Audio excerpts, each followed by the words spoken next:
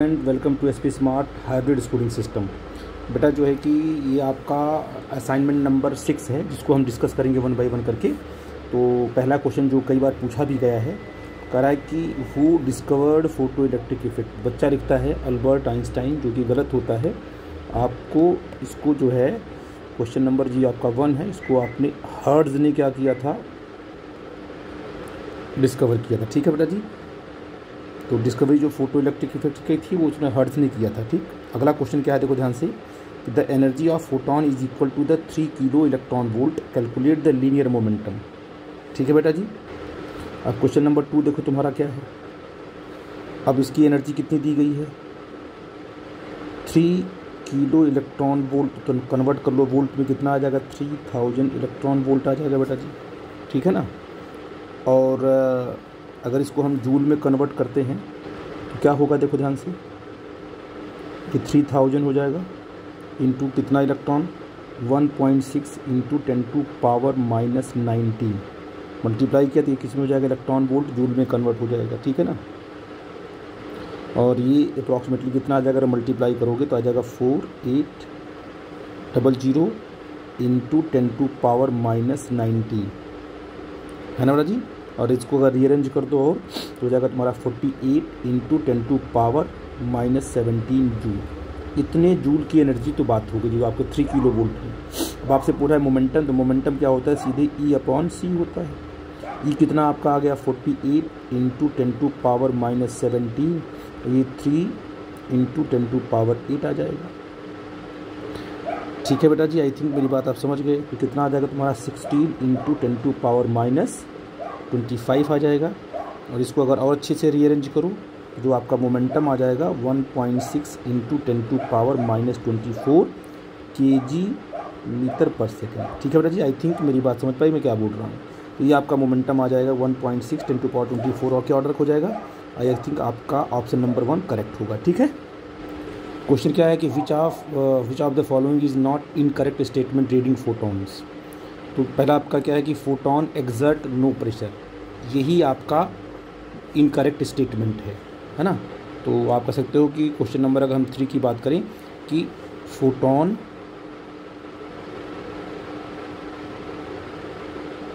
Exert no pressure, ये statement गलत है। ठीक है ना। तो आई थिंक पहला ऑप्शन ही आपका क्या है, करेक्ट माना जाएगा। ठीक है बेटा जी। बेटा बोल रहा है calculate the number of photon passing through a ring of unit area in unit time if the intensity 100 watt per metre square and of wavelength 400 nanometre is falling normally on the ring. तो आपको number of photon की बात करनी है।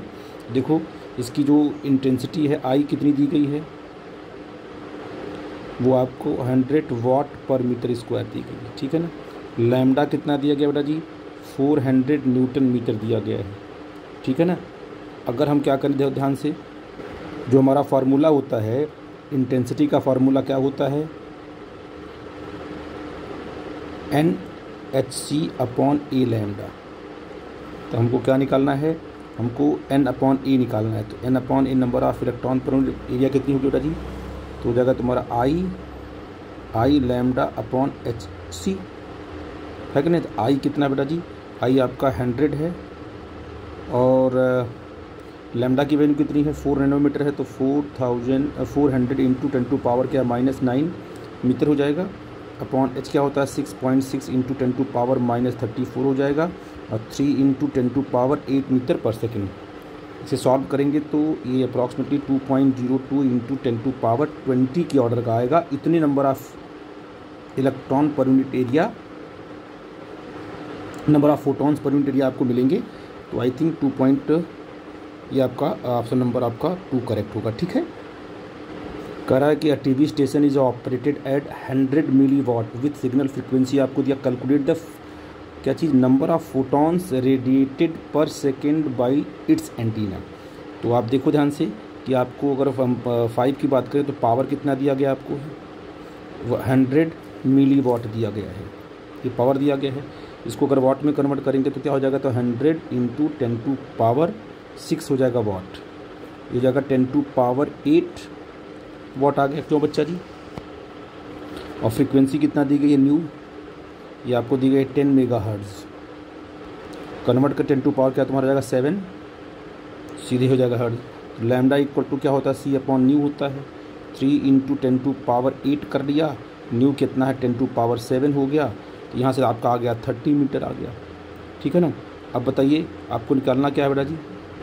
तो number of electron कैसे निकाल, number of photons emitted क्या होगा, सीधे कितने से मल्टीप्लाई करते हैं 5 इंटू 10 टू पावर 24 से मल्टीप्लाई करना पड़ता है पी इंटू लैम्डा। फार्मूला आपका ये बनेगा, है ना।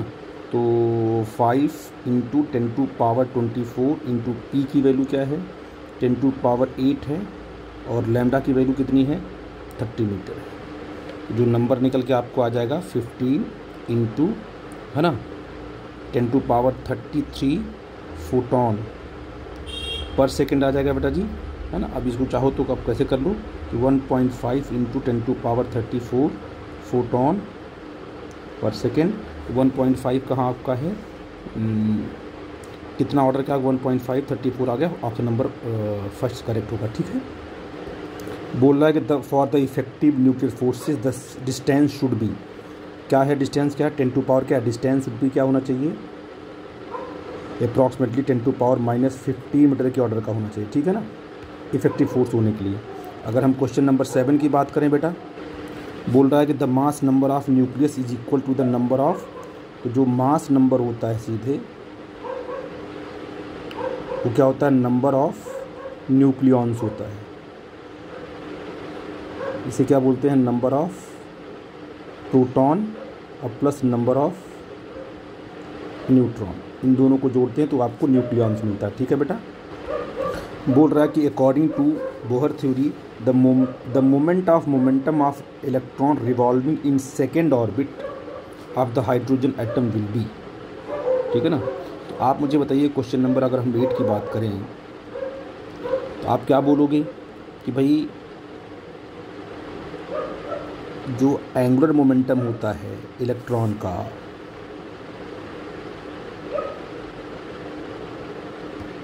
ठीक है ना, वो L equal to n h upon 2 pi होता है ना। और अगर आपने कहा कि भाई यहाँ पर n इज इक्वल टू क्या लिया आपने 2 ले लिया, तो इन दिस केस तो L क्या हो जाएगा आपका 2h अपॉन 2 पाई, तो आपका कट जाएगा तो हमारा सिंपल h अपॉन क्या आ जाएगा बेटा जी पाई आ जाएगा। तो आई थिंक ऑप्शन नंबर आपका 3 करेक्ट होगा। ठीक है बेटा जी। मैं अगले क्वेश्चन में आता हूँ। कह रहा है कि according to Bohr theory the moment हो गया है in Bohr model of hydrogen atom potential energy represent the P represent the potential energy and T represent the total energy in going to the higher level. हम कहाँ जाते हैं higher level पे। तो पूछ रहा है कि क्या होगा व्हाट हैपन, अगर हम अपर लेवल पे जाते हैं तो क्या होता है। तो जब आप ऊपर की तरफ जाते हो तो वहाँ पर क्या होती है तुम्हारी, देखो ध्यान से, जो तुम्हारी पोटेंशियल एनर्जी होती है ना, जो तुम्हारी पोटेंशियल एनर्जी होती है, क्योंकि आपको बता दूं मैं कि kinetic energy is equal to the total energy ऐसे, और equal to potential energy upon 2, याद रखना। अब जो आपकी टोटल एनर्जी का फार्मूला होता है मैंने बताया था 13.6 Z² upon n² electron volt. ठीक है बेटा जी। और जब आप काइनेटिक करोगे तो काइनेटिक से बराबर आएगी पोटेंशियल, क्या होता है पोटेंशियल अपॉन 2 करोगे लेकिन साथ में नेगेटिव साइन करते हो। ठीक है ना। तो जब आप जाते हो अपर लेवल एज मूव, है ना, तो व्हाट हैपन हियर, जो आपकी एज एन इंक्रीजेज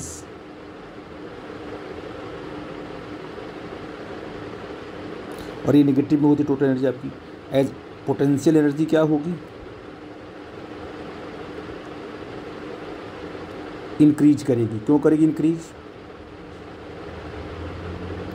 क्योंकि ये होती है नेगेटिव में, जितना ऊपर जाओगे उतनी उसकी नेगेटिविटी कम होती जाएगी तो वैल्यू पॉजिटिव की तरफ बढ़ेगी। और अगर n को हम क्या करते हैं as n increases, kinetic energy क्या होती है वो डिक्रीज करेगी, डिक्रीजेज। ऐसा क्यों होता है, क्योंकि काइनेटिक आपकी होती है पॉजिटिव और पोटेंशियल क्या होती है आपकी नेगेटिव। ठीक है बेटा जी। अब मैं अगले क्वेश्चन में आता हूँ। अब बेटा क्वेश्चन नंबर आपका कौन सा है ये 10। को कह रहा है कि energy of an electron in an H atom तो जो एनर्जी ऑफ इलेक्ट्रॉन का फार्मूला मैं बार बार बोलता हूँ, आप लोगों से उसको याद रखो। इसे बोलते हैं टोटल एनर्जी, मतलब EN -13.6 Z² upon N² electron volt, ये होता है। इसका मतलब क्या होगा, ये आपका निगेटिव होगा। तो टोटल एनर्जी क्या होती है, टोटल एनर्जी आप देखो ध्यान से, जो टोटल एनर्जी होती है इलेक्ट्रॉन की उसको हम लेते हैं निगेटिव। काइनेटिक एनर्जी को क्या लेते हैं बेटा, हमेशा पॉजिटिव। और जो पोटेंशियल एनर्जी इसमें होती है वो क्या होती है, नेगेटिव होती है। इन सब चीज़ों का ध्यान रखना तो आपका कॉन्सेप्ट बन जाएगा। ठीक है बेटा जी, आई थिंक मेरी बात आप समझ गए। तो छोटे छोटे कॉन्सेप्ट थे जो कि पूछे गए हैं, इसलिए मैंने इकट्ठा किया है और मैंने आपको इसकी प्रॉब्लम बना के मैं भेजूँगा, तो आप भी देखना उसको बेटा जी। आई थिंक आपको समझ में आया होगा। ठीक है बेटा जी, okay, thank you very much.